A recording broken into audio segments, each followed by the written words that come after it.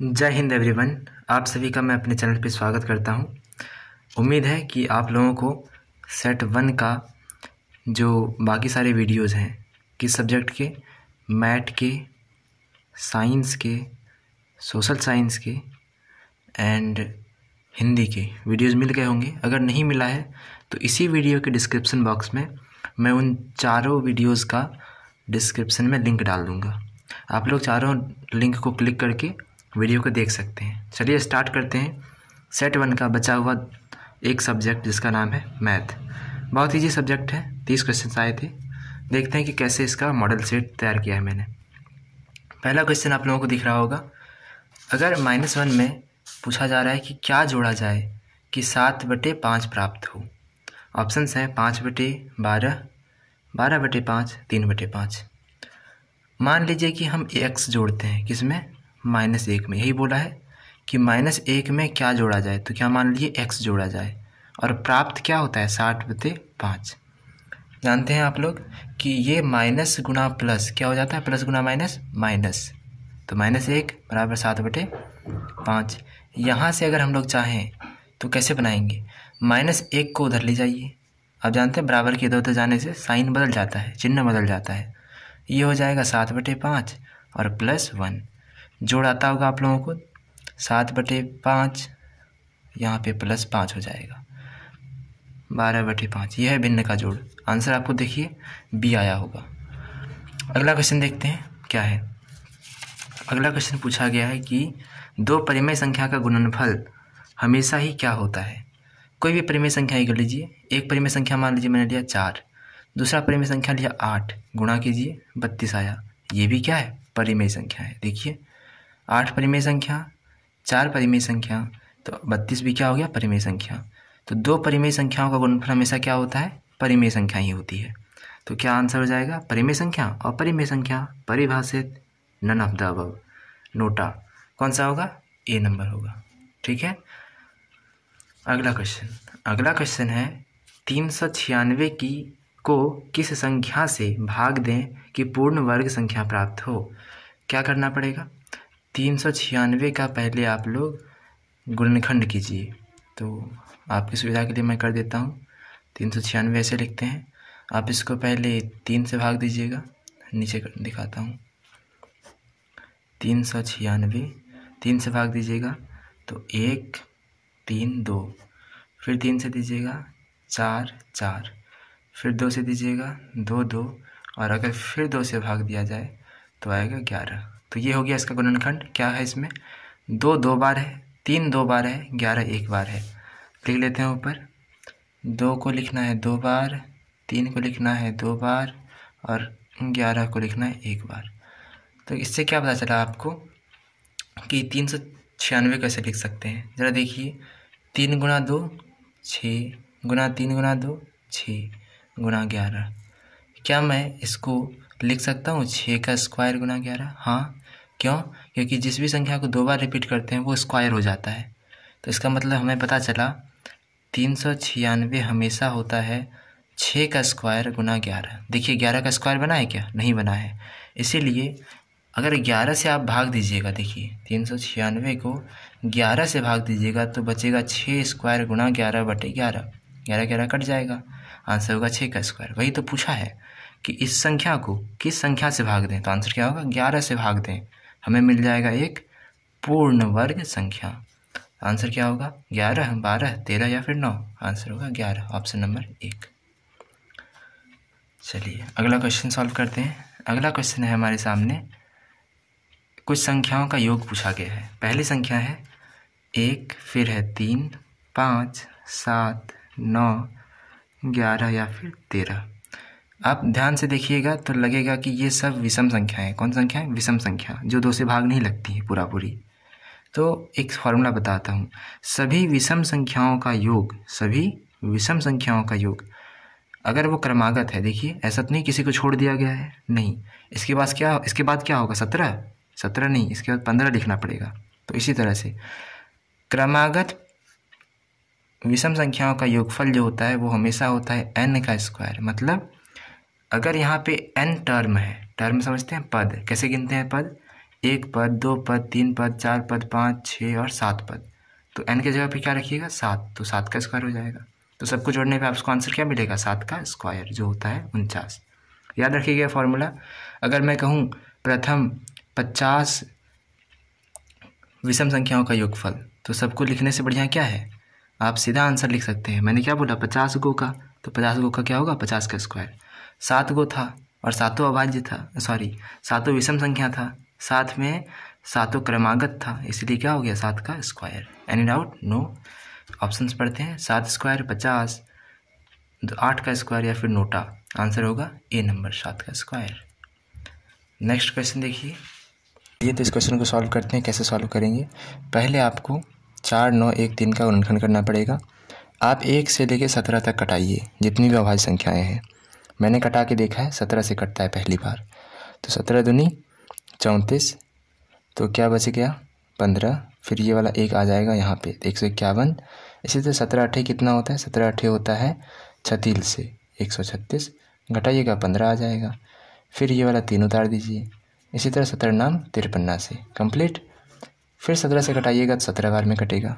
ठीक है, तो हम लोग क्या लिख सकते हैं 4, 9, 1, 3 को लिख सकते हैं 17 गुना 17 गुना 17। तो इसका जब निकालिएगा आप घनमूल, क्या मांगा था क्वेश्चन में, देखते हैं जरा।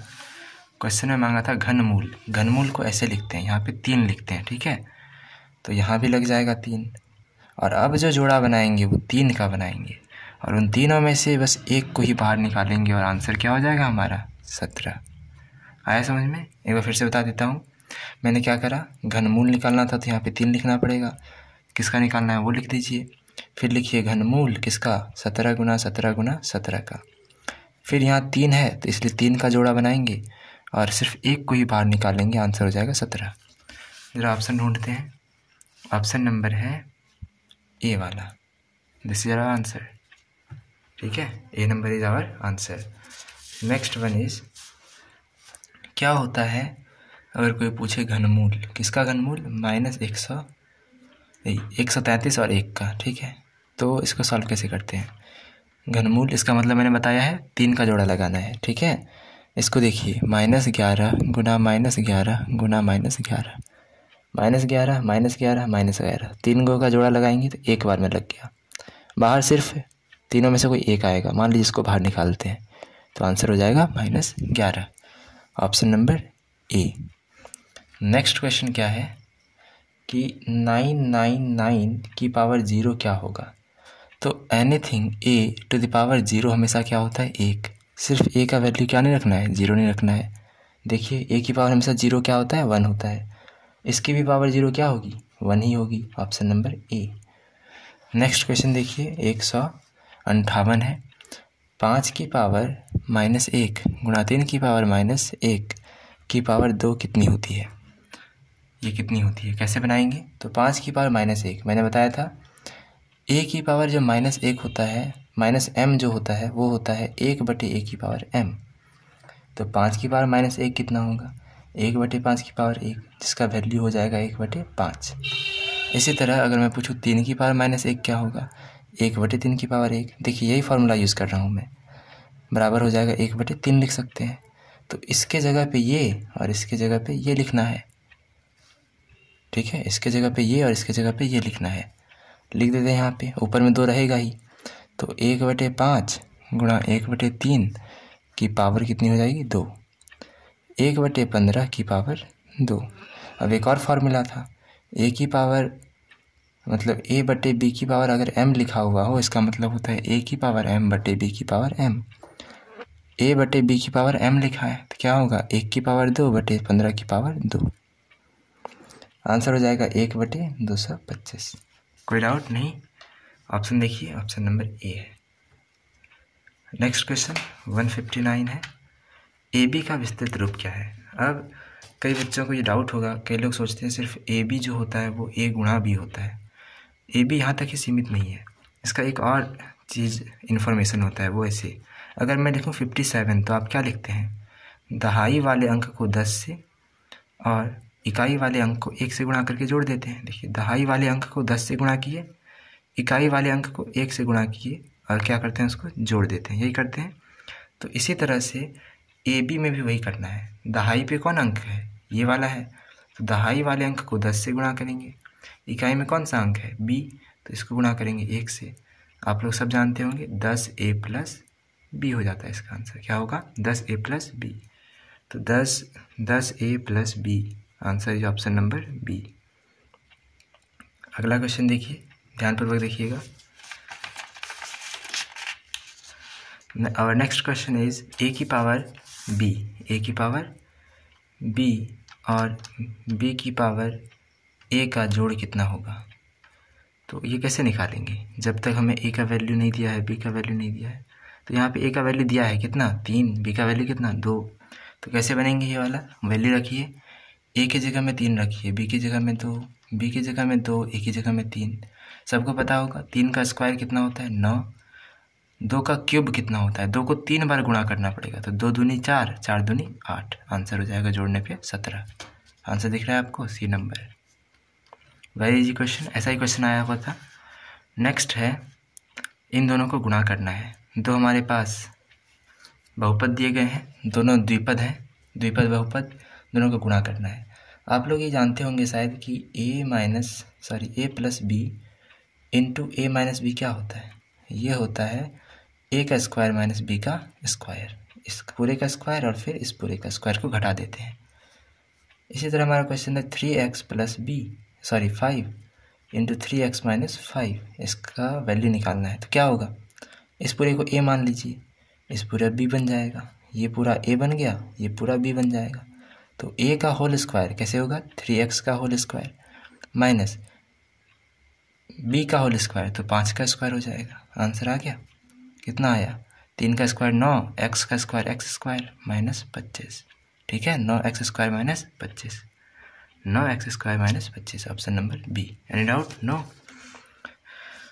Now comes the next question 162। ये बोल रहा है कि दो बहुपद दिए गए हैं, एक है द्विघात बहुपद, एक है द्विपद बहुपद, दूसरा है त्रिपद बहुपद। एक में 2 पद, दूसरे में 3 पद है, दोनों को घटाना है। पहले लिखिए ऊपर वाले को, क्या है ये, एक्स स्क्वायर माइनस एक्स। फिर लिखिए नीचे वाले को, x minus x square plus 1। घटाना है ना दोनों को, तो यहाँ चिन्ह दीजिए घटाव का। ठीक है, अब ज़रा बताइए कि इसका चिन्ह क्या था, कुछ नहीं था तो प्लस था। अब एक नियम होता है जहाँ पे ये वाला माइनस इससे गुणा हो जाएगा तो क्या देगा, माइनस। ये वाला माइनस इससे गुणा होगा तो प्लस, ये वाला माइनस इससे गुणा होगा तो ये प्लस का माइनस बन जाएगा। ठीक है, अब जोड़िए, ये और ये समान तरह के दिख रहे हैं, तो इसका साइन प्लस था, इसका साइन क्या बन गया है, अब ये प्लस बन गया है। तो क्या हो जाएगा, एक्स स्क्वायर के गो हो गया, एगो था वहाँ, एगो यहाँ था, तो के गो हो गया, 2 गो। अब यही वाला चिन्ह मान्य होगा, ये वाला चिन्ह मान्य नहीं होगा। अब एक्स की बारी आती है, तो एक्स का चिन्ह अब प्लस नहीं है, अब ये माइनस बन चुका है, और यहाँ भी एक्स का चिन्ह माइनस है, तो रहेगा माइनस के गो एक्स, 2 गो एक्स। अब 1 का जो साइन था वो प्लस नहीं, वो माइनस बन चुका है, ये हो जाएगा -1। ज़रा सर्च कीजिए इस ऑप्शन को, ऑप्शन नंबर डी, आंसर हो गया डी नंबर। ठीक है, नो डाउट। Next question 163। ये क्वेश्चन कहता है कि अगर x का वैल्यू दिया हुआ है तो इस त्रिघात बहुपद या फिर त्रिपद बहुपद का वैल्यू कितना होगा। तो पहले लिख लेते हैं हम लोग, कैसे लिखेंगे, x का वैल्यू 2 दिया हुआ है तो x की जगह 2 का स्क्वायर हो जाएगा, 2x की जगह हो जाएगा 2 गुणा 2, 5x क्यूब की जगह हो जाएगा 5 गुणा 2 का क्यूब। 2 का क्यूब सबको पता होगा कितना होता है, 8। 2 गुणा 2 कितना होता है, 4। 2 का स्क्वायर कितना होता है, 2 गुणा 2, जो इसका वैल्यू 4 होता है। इसके जगह पे 4 रखिए, इसके जगह पे 4 रखिए, और 5 गुणा 8 कितना हो जाएगा, ये हो जाएगा 5 गुणा 8 40, 40, 4 44, 4 48। So our answer is option number A. अब बढ़ते हैं अगले क्वेश्चन की तरफ। अगला क्वेश्चन क्या कहता है, अगला क्वेश्चन है कि हमें एक समीकरण दिया गया है 3/7 प्लस x बराबर 17/7। कैसे निकालेंगे, x का वैल्यू पूछा है, तो जो पूछा है उसको रख लीजिए, जो नहीं पूछा उसको दूसरी तरफ भेज दीजिए। इसका साइन कुछ नहीं है तो प्लस है, प्लस जाएगा तो माइनस बन जाएगा, जो पहले से था वो पहले से रहेगा, माइनस के साथ 3/7 आ जाएगा। ठीक है, तो 17 में से 3 गया, 14/7। नहीं समझे, अच्छा बताता हूँ फिर से, 2 बार में कटेगा तो 2 हो जाएगा आंसर इसका, ऑप्शन नंबर सी। फिर से अगर सुनोगी तो देखो इसको कैसे सॉल्व करेंगे। 17/7 माइनस 3/7 है, भिन्न का जोड़ घटाव आता होगा सबको, 7 हो जाएगा इन दोनों का एलसीएम। बाकी ऊपर में 17 माइनस 3, 17 माइनस 3 कितना हो गया, 14/7। आंसर हो गया, 2 बार में कट जाएगा। ठीक है, अब नेक्स्ट क्वेश्चन की तरफ बढ़ते हैं।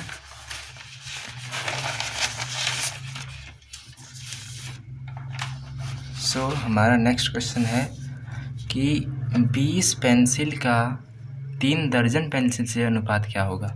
तो पहले तो दर्जन को पेंसिल में बदलो। ठीक है, आपको सबको पता होगा 1 दर्जन बराबर 12 पेंसिल। कितना पेंसिल, 12 पेंसिल। तो बताइए 3 दर्जन में कितने हो जाएंगे, 3 दर्जन में हो जाएंगे 12 तिया 36 पेंसिल। ठीक है, तो हमको क्या पता चला कि हमें 20 पेंसिल का अनुपात निकालना है किससे, 36 पेंसिल से। इसको पढ़ते हैं अनुपात, इंग्लिश में रेशियो बोलते हैं। दूसरी बात, इस अनुपात का मतलब बट्टा भी होता है, तो 20 बट्टे क्या हो जाएगा, 36। कटाइएगा अगर 4 से तो 4 पंचे 20 और 4 नंबर 36। आंसर हो गया 5:4। 5:9, 5:9, ऑप्शन नंबर बी। तो अगला क्वेश्चन की ओर बढ़ते हैं। अगले क्वेश्चन की ओर पूछ रहा है, अगर ए मतलब मिश्रधन है और जो ब्याज लगाया जा रहा है वो चक्रवृद्धि है, तो ए का फॉर्मूला क्या होगा। हमें पता है अगर साधारण ब्याज हो, कौन सा ब्याज, साधारण ब्याज, जिसको हम लोग SI भी बोलते हैं, सिंपल इंटरेस्ट, तो जो हमारा ब्याज निकलता है सिर्फ उसी का वैल्यू हो जाता है PRT/100। तो ए का वैल्यू उस हिसाब से अगर साधारण ब्याज होता तो क्या होता, P मतलब मूलधन जोड़ ब्याज होता कि नहीं। तो उस हिसाब से तो ये वाला पहला वाला गलत हो गया, दूसरा वाला भी गलत है। तीसरा वाला देखिए ज़रा ध्यान से, ये फॉर्मूला आप लोगों ने देखा होगा, P × 1 + R/100⁴ और ये फॉर्मूला होता है किसका, चक्रवृद्धि ब्याज रहने पर ए का। ए मतलब अमाउंट, जिसको मिश्रधन कहते हैं। N क्या है, समय है। क्या है ये, समय, कितने समय के लिए आपने लिया है उस कर्ज को। अगला क्वेश्चन बहुत सिंपल है, यदि 5 kg टमाटर का मूल्य 75 रुपये है। वेरी सिंपल, 5 kg का कितना मूल्य है, 5 kg बताता है 75 रुपये में। तो बताइए पहले 1 kg का तो निकाल लीजिए, 75/5 हो जाएगा, कटा के देखिए 15 रुपये, तो 15 रुपये पर kg है। पूछ रहा है कि अगर मेरे पास बस 300 कितने रुपए, ये पूछ रहा है कि 2 kg टमाटर का मूल्य क्या होगा। तो 2 से गुणा कर दीजिए 15 को, 15 × 2 30 रुपये हो जाएंगे। कितने हो जाएंगे, 30 रुपये। ठीक है, एक बार फिर से देख लीजिए, छुप गया था ये। 1 kg का निकल गया 15 रुपये, तो 2 kg का कितना हो जाएगा, 15 × 2 30 रुपये। ऑप्शन कौन सा हो जाएगा, ऑप्शन नंबर हो जाएगा सी नंबर। कौन सा हो जाएगा, सी नंबर।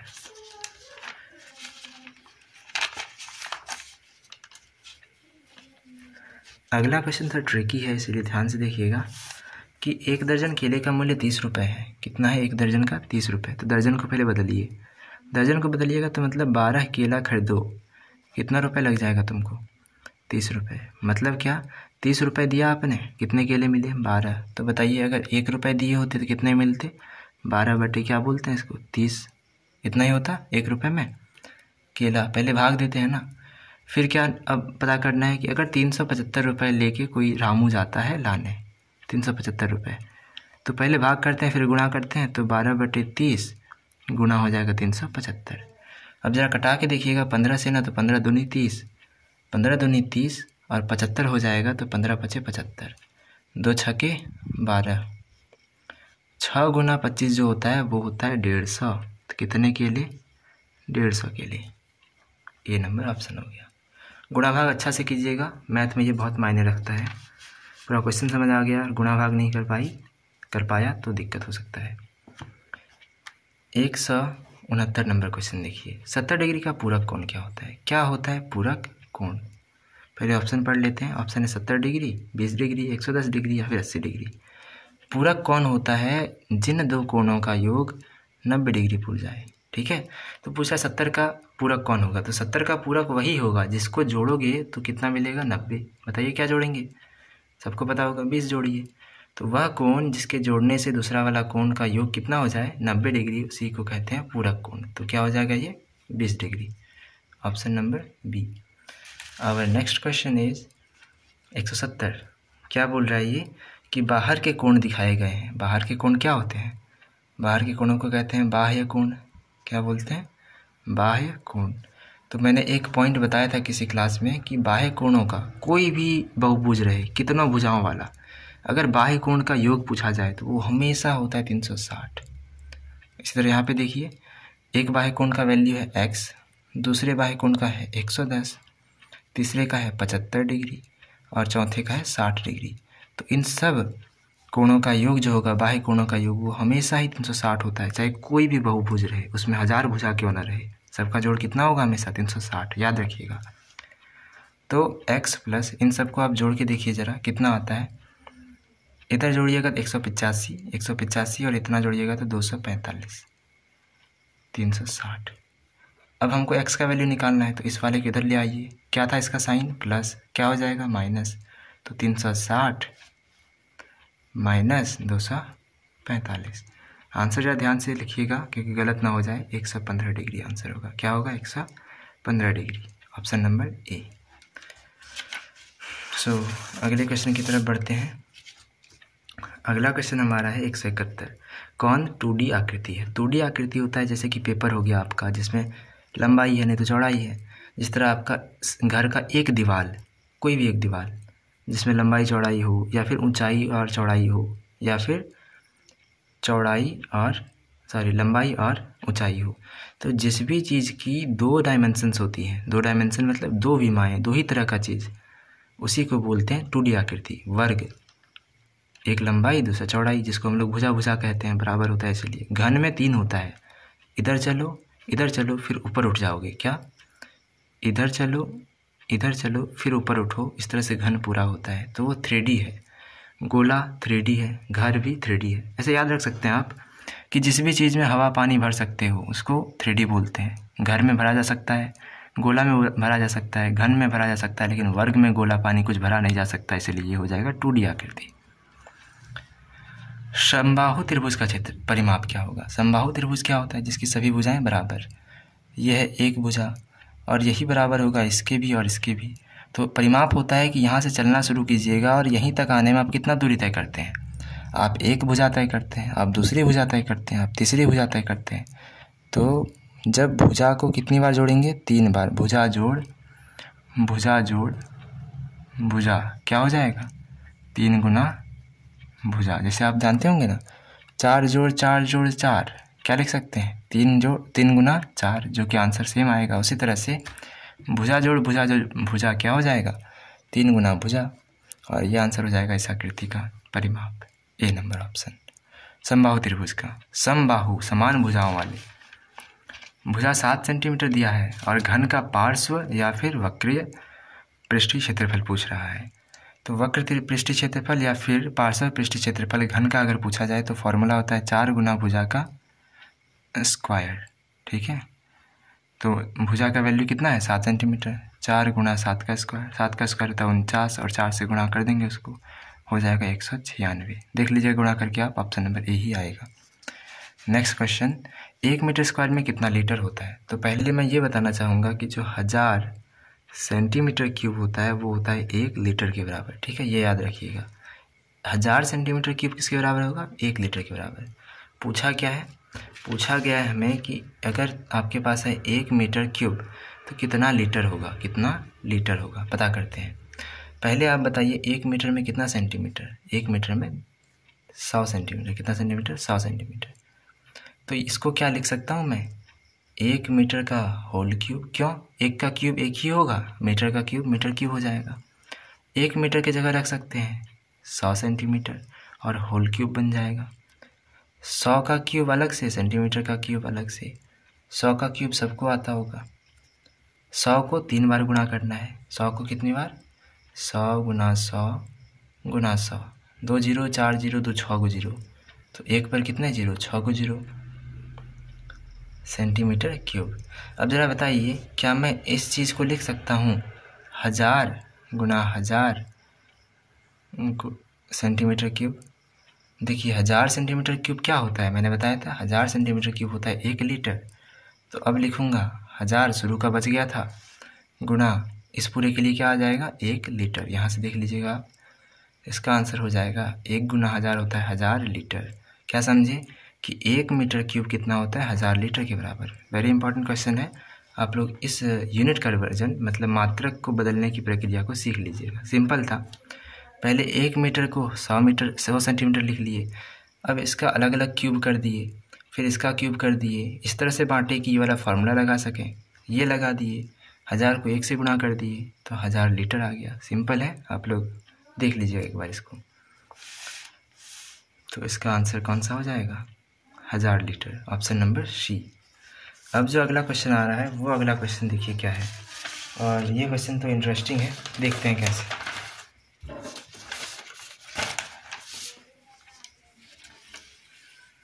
अगला क्वेश्चन है हमारे पास, 1 litre A B C D और ई का माध्य क्या होता है। आप लोगों ने 8th क्लास में पढ़ा होगा माध्य, माध्यिका और बहुलक।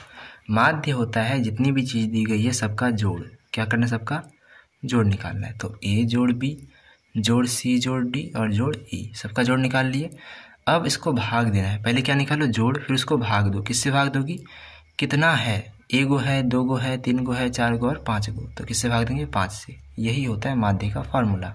क्या होता है, ऐसा लिखा होता है कि सभी घटनाओं का योग बटे घटनाओं की संख्या। सभी घटनाओं का योग हो गया, योग मतलब जोड़, और घटनाओं की संख्या कितनी थी 1 2 3 4 5, तो ये हो जाएगा आंसर बी नंबर। ठीक है, अगला क्वेश्चन जो है वो है 176 नंबर का, पूछा है चतुर्थांश के बारे में। किसके बारे में, चतुर्थांश। किस तरह से क्वेश्चन है, जो 7, -4 है ये बिंदु होता है, क्या होता है बिंदु।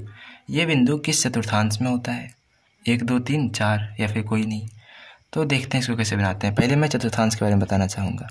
किसी भी पेपर को, मान लो आपके पास एक पेपर है इतना बड़ा, ठीक है, इसको 4 भागों में बांटना कहलाता है चतुर्थांश का हिस्सेदारी।